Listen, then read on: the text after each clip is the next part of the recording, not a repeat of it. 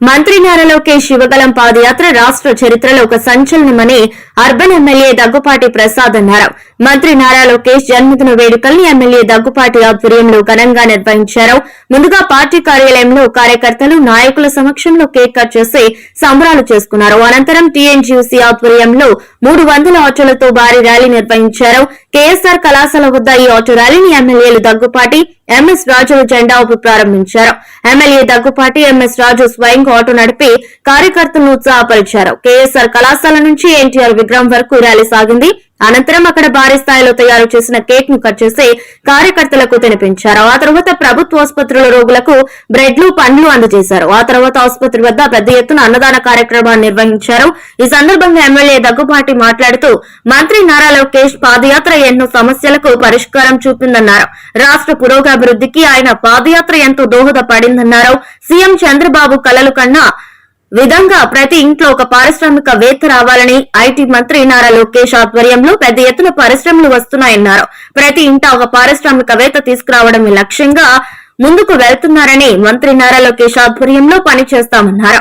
కార్యకర్తలకు అండగా ఉంటే నిజమైన నాయకుడిగా ఈ రోజు లక్షలాది మంది ఆయన్ని అభిమానిస్తున్నారని ఎమ్మెల్యే ఎంఎస్ రాజు అన్నారు.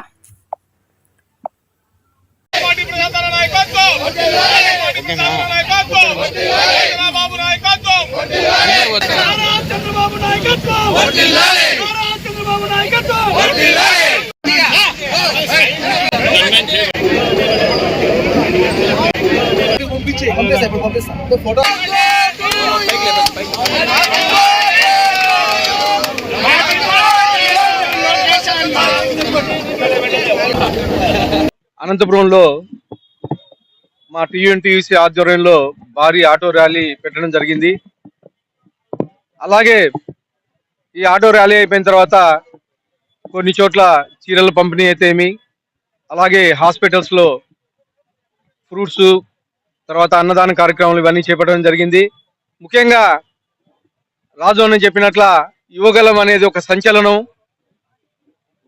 మా యువ నాయకుడు యువగలం పేరుతో పాదయాత్ర చేసి ఎక్కడ గ్రౌండ్ లో ఉండే సమస్యలు, బడుగు బలహీన వర్గాలు, అలాగే ఈ రోడ్లు డ్యామేజ్లు అయితే ఎక్కడ ఏ సమస్య ఉందనేది ప్రతి ఒక్కటి గ్రౌండ్ లో పరిశీలించి ఈరోజు గవర్నమెంట్ వచ్చిన 6 నెలల కాలంలోనే మా ముఖ్యమంత్రి వర్యుల సహకారంతో మొత్తం అన్ని క్లియర్ చేసుకుంటూ వెళ్తా ఉన్నారు.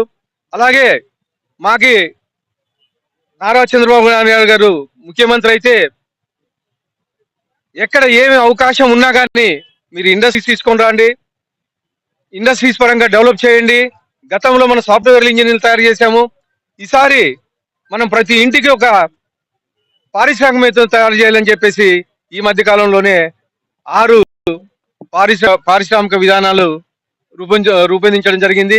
ఖచ్చితంగా మా యువ నాయకుడు ఆధ్వర్యంలో ఈ ఇంటింటికి ఎవరైతే మా ముఖ్యమంత్రులు చెప్పినట్ల ఖచ్చితంగా పారిశ్రామికవేత్తలు తయారు చేస్తానని చెప్పి తెలియజేస్తూ ఈ అవకాశం ఇచ్చిన అందరికీ ధన్యవాదాలు. మరొకసారి మా నారా లోకేష్ బాబు గారికి జన్మదిన శుభాకాంక్షలు తెలుపుకుంటూ అనంతపురం ప్రజల తరఫున నారా లోకేష్ బాబు గారికి మరొకసారి జన్మదిన శుభాకాంక్షలు తెలుపుకుంటూ తెలుగుదేశం పార్టీ జాతీయ ప్రధాన కార్యదర్శి మంత్రి నారా లోకేష్ అన్న గారి జన్మదిన సందర్భంగా అనంతపురం ఎమ్మెల్యే దగ్గుపాటి ప్రసాద్ గారి ఆధ్వర్యంలో భారీ auto rally, cake cutting, NTR విగ్రహానికి పూలమాలలేసి లోకేష్ గారి మీద ఉన్నటువంటి బర్త్డే ప్రేమని ఈ కార్యక్రమాల ద్వారా దగ్గుపాటి గారు చూపించడం జరిగింది. నారా లోకేష్ గారు భారతదేశంలోనే అత్యంత హేళనకి గురైనటువంటి వ్యక్తి. భారతదేశంలోనే ఆయన్ని ట్రోల్ చేసిన విధంగా ప్రత్యర్థి పార్టీలు వేరే నాయకుడిని ఎవరిని కూడా అంత ట్రోల్ చేయలే. శక్తి సామర్థ్యాలతో, ధైర్య సాహసాలతో గత ప్రభుత్వం నిరంకుశత్వ పాలనని, దోపిడీదారులని యువగలం పాదయాత్ర అడుగులతో, కూకటి వేళ్లతో సహా జగన్ ప్రభుత్వాన్ని కూల్చినటువంటి నేత. ఖచ్చితంగా ఎవరు అవునన్నా కాదన్నా కూటమి ప్రభుత్వం ఏర్పడడానికి యువగలం పాదయాత్ర చరిత్ర, అదొక చరిత్ర. ఎందుకంటే ఎంతో మంది పాదయాత్రలు చేశారు.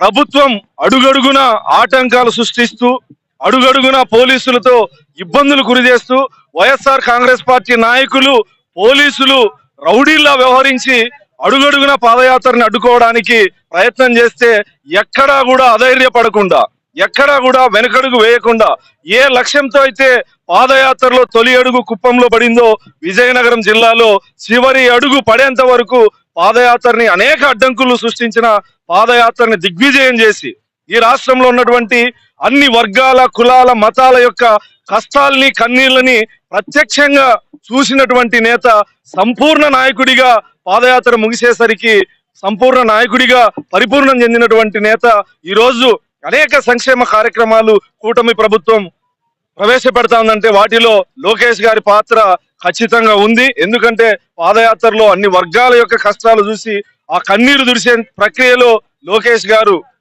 సంక్షేమ పథకాల సృష్టికర్తగా ఈ రోజు ఉన్నారు. నిన్నటి రోజు చూసింటారు, దావోస్ లో చలి ఎక్కువగా ఉందని గత 5 సంవత్సరాలు దావోస్కు వెళ్లకుండా తాడేపల్లిలో దాక్కున్నటువంటి గత ప్రభుత్వ నేతల్ని చూశారు. ఈ రోజు చలి తీవ్రంగా ఉన్నప్పటికీ అక్కడ ట్రాఫిక్ జామ్ అయితే స్టాల్స్ దగ్గరికి చేరుకోవాలి, నా రాష్ట్రానికి పెట్టుబడులు రావాలి, ఖచ్చితంగా యువతకు బంగారు భవిష్యత్తు ఇవ్వాలనే ఉద్దేశంతో ట్రాఫిక్ జామ్ అయిన విపరీతమైన చలి ఉన్నప్పటికీ నడుచుకుంటూ పోయి అక్కడ పెట్టుబడిదారులతో మాట్లాడి ఈ రాష్ట్రానికి పెట్టుబడులు తెచ్చేందుకు కృషి చేస్తా ఉన్నారంటే ఈ రాష్ట్రం మీద, ఈ రాష్ట్ర యువత మీద లోకేష్ గారికి ఉన్నటువంటి చిత్తశుద్ధి ఇది. అందుకే నిండు 100 ఏళ్లు లోకేష్ గారు వర్ధిల్లాలి. ఎందుకంటే ఈ రాష్ట్రం సుభిక్షంగా, సంక్షేమంగా ఉండాలంటే లోకేష్ గారి నాయకత్వం ఈ రాష్ట్రానికి అవసరమని ఈ సందర్భంగా తెలియజేస్తాం.